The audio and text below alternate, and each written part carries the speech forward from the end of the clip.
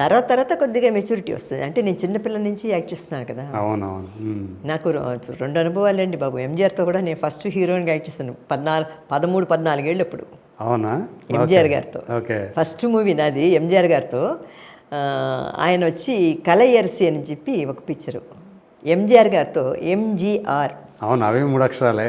ఆయనతో నేను చిన్నప్పుడు యాక్ట్ చేసినప్పుడు భక్త రామదాసు, కృష్ణ కుచ్చాలు యాక్ట్ చేసిన టైంలో గబక్కని నాకు ఒక పిక్చర్లో, నేను ఎంజీఆర్ గారిని కూడా చూడలేదండి బాబు.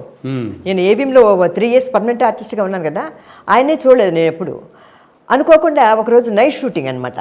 ఆ పిక్చర్ ప్రొడ్యూసర్ వచ్చి నన్ను బుక్ చేశారు. అందులో చాలా పెద్ద పెద్ద ఆర్టిస్టులు అనమాట. భానుమతి గారు, ముత్తులక్ష్మి, వీరప్ప, నంబియారు, వాళ్ళందరూ ఉన్నారనమాట. పెద్ద పెద్ద హీరోలు, విల్లన్లు అందరు పెద్దోళ్ళు అనమాట. ఓకే.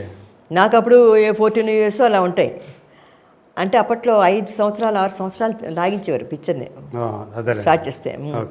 అప్పుడు ఏమైందంటే ఒక పిక్చర్లు వచ్చి ఎంజీఆర్ పక్కన హీరోయిన్గా, ఏంటి ఎంజీఆర్ పక్కన హీరోయిన్ అంటున్నారు, మనం సరిగ్గా విన్నామా లేదా, మక్కైంది.